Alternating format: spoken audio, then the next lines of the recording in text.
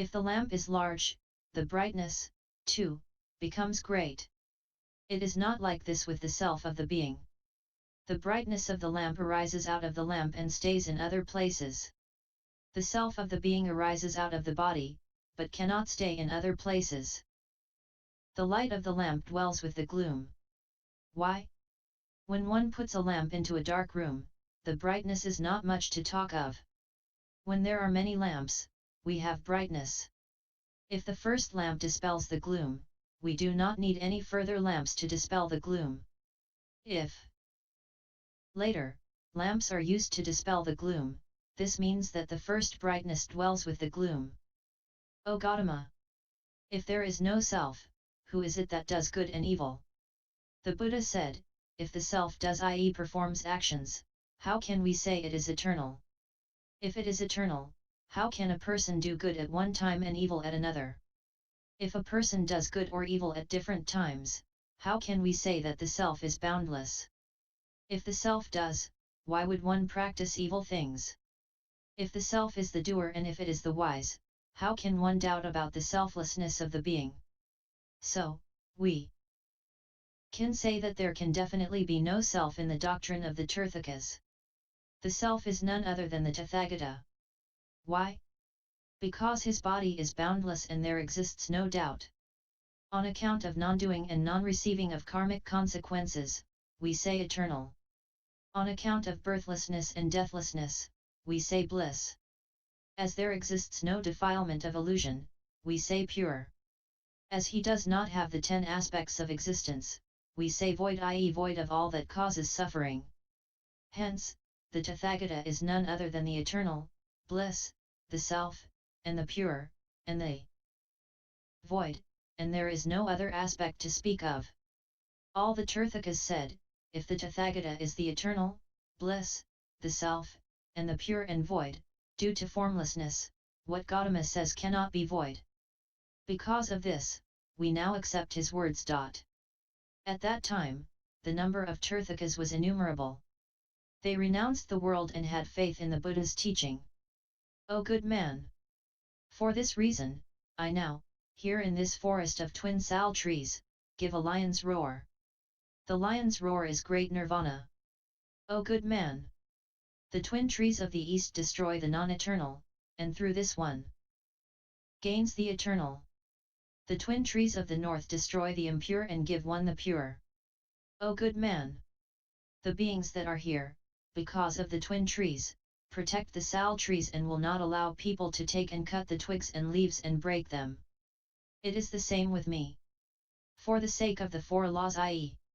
eternity, bliss, self, and purity, I make people protect and uphold Buddha Dharma. What are the 4? These are the eternal, bliss, the self, and the pure. These 4 twin trees are protected by the 4 guardians of the earth. As the 4 guardians guard this Dharma of mine, I here enter Parinirvana. O good man! The twin sal trees always bear fruit and give benefit to countless beings. It is the same with me. I always give benefit to Sravakas and Pratyeka Buddhas. The flower is comparable to the self, and the fruit is comparable to bliss. Because of this, I here enter into the great silence amidst the twin sal trees. The great silence is great nirvana. Lion's Roar said, why does the Tathagata enter nirvana in the 2nd month? O good man! The 2nd month is spring. In the month of spring, all things grow. We sow seeds and plant roots. Flowers and fruits grow and prosper. The rivers large and small are full, and hundreds of animals raise their young and give them milk. At this time, many a being entertains the thought of the eternal. To destroy such a thought of the eternal regarding what is samsaric, I say that all things are non-eternal and that the Tathagata is the eternal and immutable. O good man! Of the 6 seasons, the stringent severe winter and the withering season are not loved by the people. What is greedily loved is the bright spring, when it is peaceful. To destroy the samsaric notion of bliss of the people of the world, I speak of the eternal and bliss of nirvana. It is the same with the self and purity. To crush out the worldly notion of the self and purity, the Tathagata speaks of the self and purity of true sense. With reference to the second month, the Tathagata intends to compare it to the two kinds of Dharma body. To say that one does not have bliss in winter is compared to the fact that the wise do not desire to have the Tathagata be non-eternal and enter nirvana. To say that a person feels bliss is compared to the fact that the wise are pleased over the eternal, bliss, self, and purity of the Tathagata. The sowing of seeds can be compared to beings giving ear to sermons on Dharma and their feeling pleased, aspiring to unsurpassed Bodhi, and to their planting, thereby, the seeds of good. The rivers can be compared to the coming of all great Bodhisattvas to my place and receiving the great Nirvana Sutra. The hundreds of animals giving milk is comparable to all those of my disciples who perform good deeds. Flower is likened to the 7 Bodhi elements, fruit can be compared to the 4 fruitions. For this reason, I enter nirvana on this second month. Lion's Roar said, the Tathagata's birth, his renouncing of home life, his attainment of Bodhi, and his first turning of the wheel of Dharma all took place on the 8th day. Why does this nirvana take place on the 15th? The Buddha said, well said, O good man. The 15th is the day on which the moon has no waxing or waning. It is the same with the all-Buddha Tathagata. Entering great nirvana, there is no more waxing and waning. That is why I enter nirvana on the 15th day. O good man! On the 15th, when the moon is full, there are things. What are the 11? They are, 1. It truly dispels the gloom, 2. It indeed enables beings to see the way and what is not the way, 3. It enables one to follow the wrong or right way, 4. It enables beings to make away with suppressed dampness and blesses them with purity and coolness, 5. It indeed destroys the arrogance of the fireworm firefly, 6. It truly dispels the thought of any robbers, 7. It indeed dispels beings' fear of evil beasts, 8. It opens the bloom of the Utpala, 9. It thoroughly closes the petals of the lotus, 10. It calls forth within the traveler the thought of proceeding along the way, 11. It enables beings to enjoy accepting the 5 pleasures and to gain joy in many ways. O good man! It is the same with the full moon of the Tathagata, to wit, 1. It truly dispels the gloom of ignorance, 2. It propounds the right and wrong ways, 3. It clearly shows the wrong and steep path of birth and death and the level and right path of nirvana, 4. It enables beings to segregate themselves from greed, ill will, and ignorance, 5. It destroys the ignorance of the Tirthakas non-Buddhists, 6. It destroys the bondage of the robbers of defilement, 7. It kills the mind that fears the 5 shadowings Pankavaranani. 8.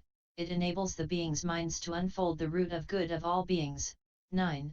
It indeed puts a lid on the mind of the 5 desires, 10. It promotes the mind of beings which desires to go forwards to great nirvana, 11. It enables all beings to be pleased at the thought of emancipation. For these reasons, I enter nirvana on the 15th. But, truth to tell, I do not enter nirvana. The ignorant and the evil among my disciples say that I definitely enter nirvana. 4. Example, a mother has many sons. She abandons them and goes abroad. While she is not yet back, the sons say, Mother is dead. But the mother is not dead. That is how matters stand. Bodhisattva Lion's Roar said, O world-honored one! What bhikkhu can truly adorn these sal trees? O good man! There is a bhikkhu who upholds and recites the types of sutra, reads the words correctly, gains the depths of meaning and, for the sake of all other people, explains it, in which there can be the grades of beginning, middle, and the ultimate good. To benefit innumerable people, he speaks about pure actions. Such a bhikkhu truly adorns the twin sal trees. Lion's Roar said, O world-honored one! If I rightly guess what you, the Buddha, mean, Ananda is that bhikkhu. Why? Ananda upholds and recites the types of sutra, and speaks correctly to others and expounds the meaning. This is like pouring water and filling other vessels. So do things pertain with Ananda. What he hears from the Buddha, he speaks as he has heard it. O good man! There is a bhiksu who has gained an unsurpassed heavenly eye and sees all things of the 10 directions and the 3,000 great thousand worlds in the same way as one sees a mango that is resting in one's palm. Any such bhiksu can indeed adorn the twin sal trees. Lion's Roar said, such a person is Anuruddha. Why? Anuruddha sees the things of the 3,000 great thousand worlds with his heavenly eye. Even the in-between existences are seen clearly, without any obstruction. O good man! A bhiksu who has little desire and who feels satisfied with what he has, who cares for silence and quietude, and who makes effort, and whose mind is settled, and whose wisdom sees, he well adorns the twin sal trees. Lion's Roar said, O world-honored one! Such a person is Bhiksu Kashyapa. Why? Kashyapa has little desire to possess and feels satisfied with what he has and practices Dharma. O good man! A bhiksu who desires to benefit beings does not act for profit, abides in samadhi, and does not quarrel, and is perfect in holy works and in the practice of the all-void. Such a bhiksu adorns the twin sal trees. Lion's Roar said, O world-honored one! Such is Bhiksu Subhuti. Why? Subhuti does not quarrel and is holy in his actions, and practices the way of the void. O good man! Any bhiksu who really practices the miraculous powers and, in the flash of a moment, can transform himself and is one-minded, and in one meditation attains 2 fruitions, which are of fire and water, such a bhiksu truly adorns the twin sal trees. O world-honored one! Moggallana is one who answers to this description. How?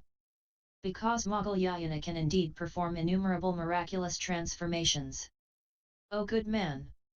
Any bhiksu who truly practices great wisdom, clear knowledge, quick knowledge, emancipation knowledge, extremely deep knowledge, expansive knowledge, boundless knowledge, unsurpassed knowledge, and real knowledge, and is perfect and accomplished in the root of wisdom, who does not have a whit of discrimination between enemy, friend, or neutral person, who hears that the Tathagata will enter Nirvana and does not have a whit of apprehension and is not gladdened even when hearing that the Tathagata is eternal and does not enter Nirvana, such a bhiksu is a good adornment for the twin sal trees. Lion's Roar said, O world-honored one! Sariputra is the one who answers to that description. Why so? Because Sariputra is accomplished and perfect in such wisdom. O good man!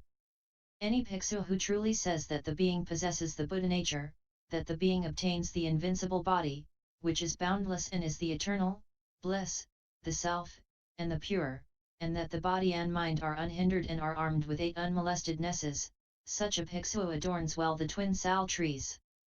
Lion's Roar said, O world-honored one! Such a person is the Tathagata himself. Why so? The body of the Tathagata is invincible, unbounded, eternal, bliss, the self, and the pure. His body and mind are unhindered and do indeed possess the 8 unhindered nesses. O world-honored one! It is only the Tathagata who can well adorn the twin sal trees. One who does not possess anything such as this does not possess serene brightness. I only pray that you will, out of great loving kindness and for adornment's sake, remain here in this sal forest. The Buddha said, O good man! All things are by nature non-abiding, non-enduring. How can you say that the Tathagata should remain? O good man! Abidance falls under the category of matter. Causal relations evoke birth. Hence, to abide1. Where there are causal relations, we have non-abiding abiding. The Tathagata is already segregated from all the bondages of matter. How can you say, pray stay, O Tathagata? The same applies to feeling, perception, volition, and consciousness. O good man! To stay is arrogance. Because of arrogance, there can be no emancipation. When there is no emancipation, we speak of staying. Who is arrogant and where does he come from? Hence, non-abiding abiding. The Tathagata is eternally segregated from all arrogance. How can one say, pray, stay, O Tathagata? To stay falls under the category of what is created. The Tathagata is already segregated from the world of what is created. Because of this, he is non-abiding. To abide is the law dharma of the void. The Tathagata is already segregated from the law of the void. Hence, he gains the eternal, bliss, the self, and the pure. How can you say, pray, stay, O Tathagata? To stay is the existences. How can you say, pray, stay, O Tathagata? To stay is none but all beings. All holy ones are non-going and non-coming. The Tathagata is already segregated from the phases of going, coming, and staying. How can we say, stay? Non-abiding is the boundless body. In view of the fact that the body knows no bounds, how can you say, I pray that the Tathagata will stay in the Sal forest? If I stay in this forest, this body of mine is none but a body that is in bondage. If a body knows any boundary line, it is the non-eternal. The Tathagata is the eternal. How can you say, stay? Non-abiding is the void. The nature of the Tathagata is equal to the void. How can one say, stay? Non-abiding is the adamantine samadhi. The adamantine samadhi destroys all abidings. The adamantine samadhi is the Tathagata. How can we say, stay? Also, non-abiding is a phantom. The Tathagata is equal to a phantom. How can we say, stay? Also, non-abiding is non-beginning and non-ending. How can we say abiding? And non-abiding is the unbounded world of consciousness too. The unbounded world of consciousness is the Tathagata. How can we say, stay? And non-abiding is the Suramgama Samadhi. The Suramgama Samadhi knows all things and yet does not cling. Because of non-clinging, we say Suramgama. The Tathagata is perfect in the Suramgama Samadhi. How can we say, stay? Non-abiding is called the power of place and non-place. The Tathagata is accomplished in the power of place and non-place. How can we say, stay? Also, non-abiding is called Dhanaparamita perfected giving. If there is abiding solely in Dhanaparamita, there can be no arriving at Silaparamita perfected morality and Prajnaparamita perfected wisdom. For this reason, we say that Dhanaparamita is the non-abiding. The Tathagata does not abide, down to Prajnaparamita. How can one pray that the Tathagata will always kindly remain in the Sal forest? Also, non-abiding is the practice of the four thinkings. If the Tathagata abides in the four thinkings solely, we cannot say that the Tathagata gains unsurpassed bodhi and that there is non-abiding abiding. Also, non-abiding is called the boundless world of all beings, and yet he does not stay there. Also, non-abiding is called the houseless. Houseless means that there is nothing that exists. Not as means that nothing arises. Birthlessness means non-death. Non-death means formlessness.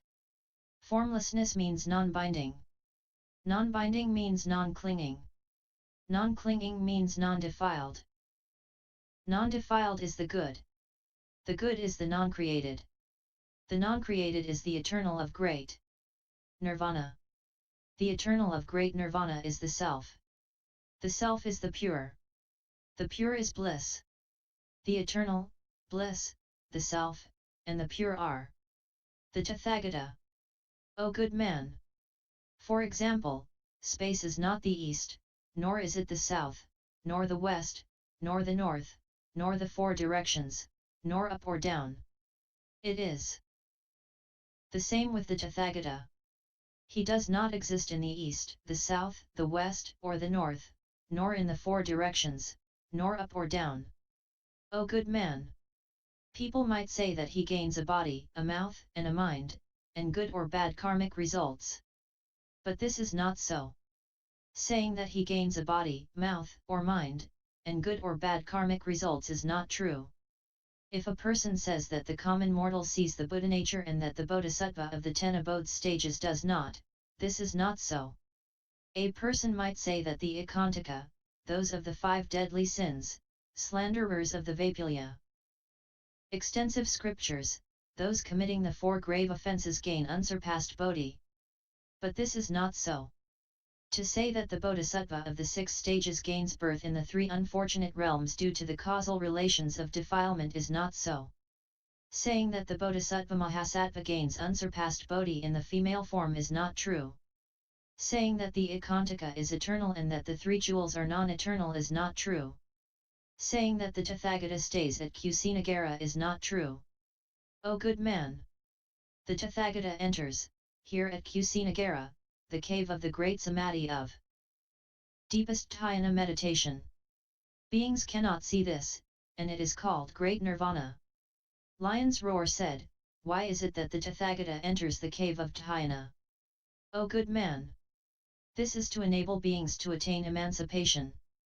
This is to make them sow the seeds of good, since they have not yet sown them, to enable the seeds of good now sown to grow, to enable the unripe seed of good to ripen, to enable the ripened seed to gain unsurpassed bodhi, to enable those who belittle wonderful dharma to attain to nobleness, to enable all the indolent to forsake indolence, to enable people to exchange words with such great Gandhahastins as Manjushri, to teach those who take pleasure in reading and reciting deeply to enjoy dhyana, to teach beings through holy, pure, and heavenly actions, to enable people to meditate on the unequaled storehouse of deep dharma, to reproach indolent disciples.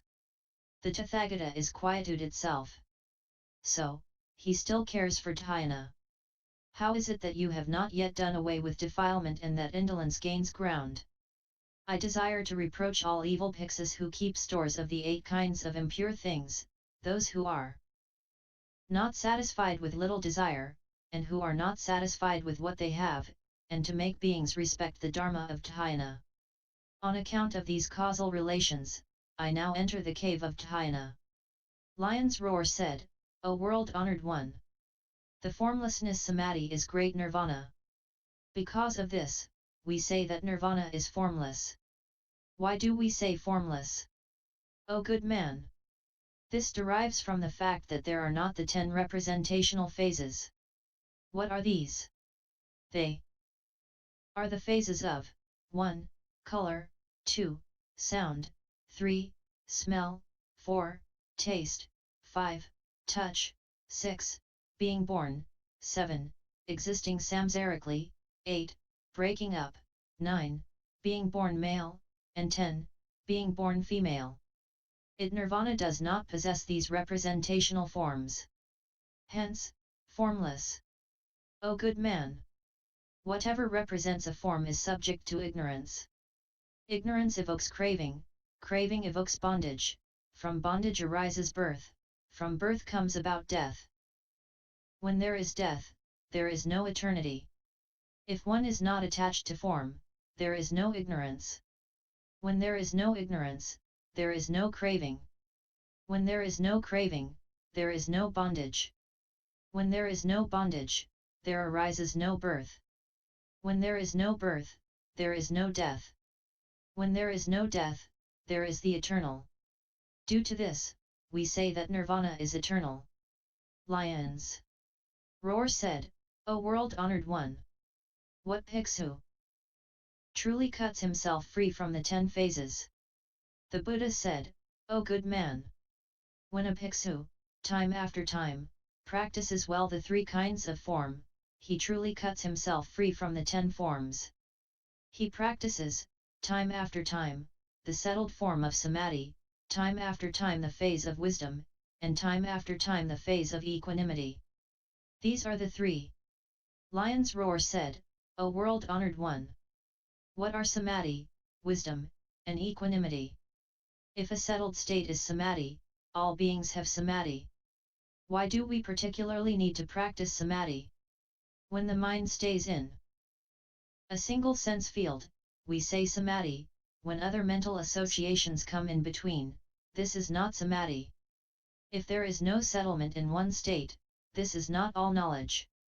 If not all knowledge, how can we speak of being settled?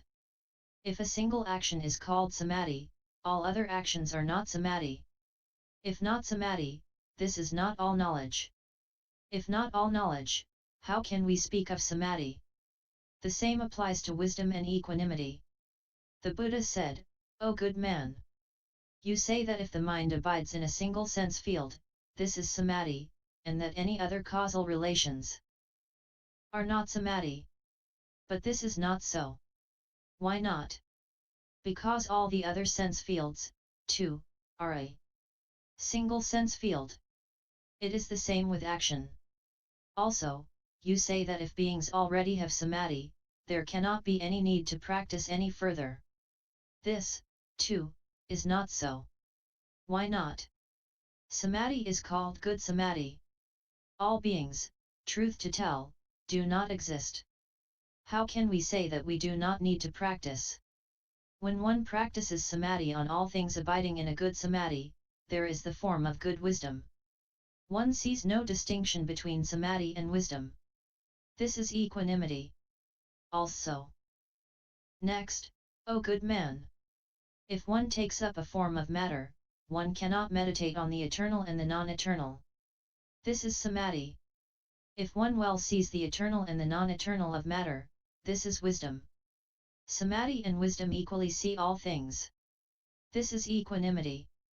O good man!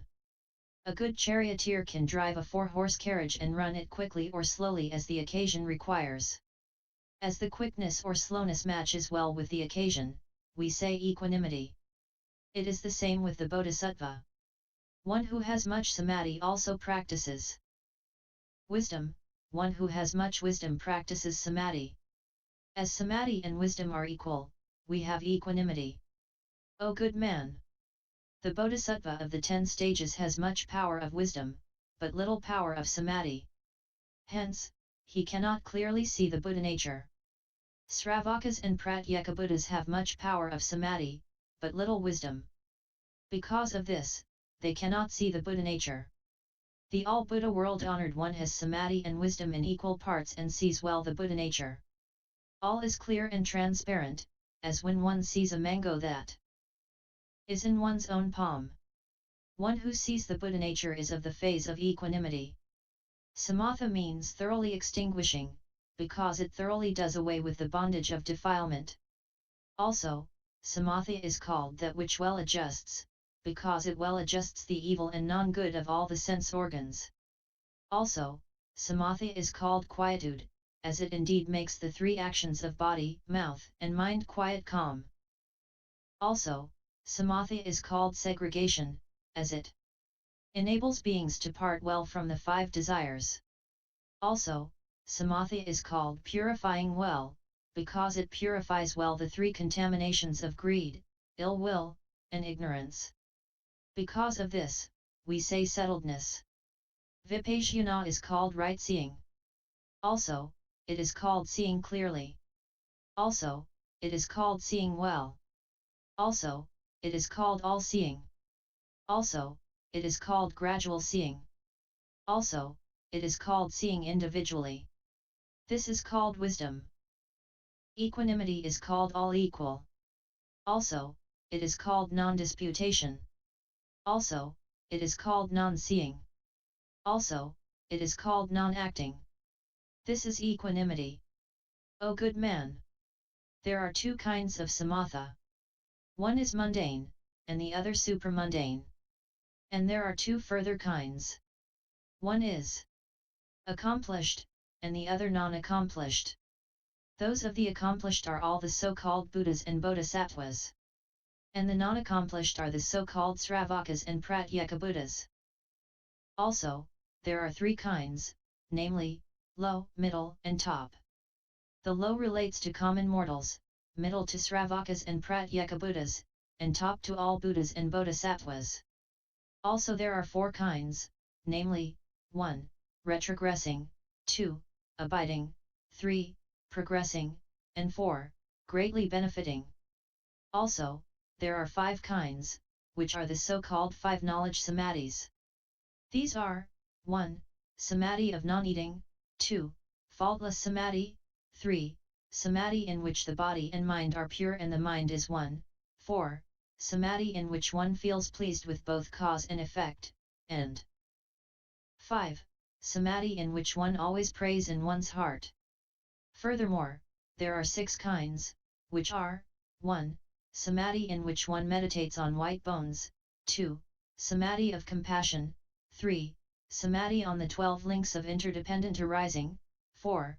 Samadhi on anapana breathing, 5. Samadhi on the discriminatory mind of beings, and 6. Samadhi on birth and death. Also, there are 7 kinds, namely the so-called 7 Bodhi elements. These are 1. Mindfulness, 2. Discernment of Dharma, 3. Effort, 4. Joy, 5. Repose, 6. Concentration, and 7. Equanimity. Also, there are 7 further kinds, which are 1. Srotapana Samadhi, 2. Sakardagama Samadhi, 3. Anagama Samadhi, 4. Arhat Samadhi, 5. Pratyeka Buddha Samadhi, 6. Bodhisattva Samadhi, 7. The Tathagatas all-awakened Samadhi. Also, there are 8 kinds, which are none other than the 8 emancipation samadhis. These are 1. Samadhi in which one gets emancipated from the notion of matter by meditating on matter, 2. Samadhi in which one seeks emancipation by meditating further on the external phase of matter, though internally the matter notion has already been done away with, 3. Samadhi in which one seeks emancipation and its actualization in one's own body through the meditation on purity, 4. Boundlessness of space emancipation samadhi, 5. Boundlessness of consciousness emancipation samadhi, 6. Existencelessness emancipation samadhi, 7. Thoughtlessness non-thoughtlessness emancipation samadhi, and 8. Cessation emancipation samadhi. Also, there are 9 kinds, namely the so-called 9 gradual samadhis. These are the 4 dhyanas, the 4 voids, and the cessation samadhi. Also, there are 10 kinds, which are the so-called 10 all-place samadhis. What are the 10? They are the all-place samadhis on 1.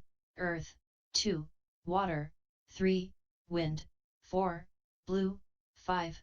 Yellow, 6. Red, 7. White, 8. Space, 9. Consciousness, and 10. Non-possession. Also, there are innumerable kinds, which are all Buddhas and Bodhisattvas. O good man! These are the representations of the samadhis. O good man! There are 2 kinds of wisdom, which are 1. Mundane and 2. Supramundane. Also, there are 3 kinds, 1. Prajna, 2. Vipasyana, and 3. Jnana. Prajna is all beings. Vipasyana is all sages, and jnana relates to all Buddhas and Bodhisattvas. Also, Prajna is the individual phase of representation, and vipasyana is the general phase of representation. Jnana is the breaking dissolution phase of representation. Also, there are 4 kinds, which are none other than the meditation on the 4 truths. O good man! One practices samatha for 3 purposes. What are these 3? They are 1. Non-indolence, 2. Adornment for with great wisdom, and 3. Unmolestedness i.e. unrestrictedness, freedom. Also, next, one practices vipasyana for 3 purposes. What are these 3? They are 1. To meditate on the evil karmic consequences of birth and death, 2. To increase the seeds of good, and 3. To crush out all the defilements. YouTube video Buddhist Sutras https://www.youtube.com/user/lich1299/playlists. End NIV 037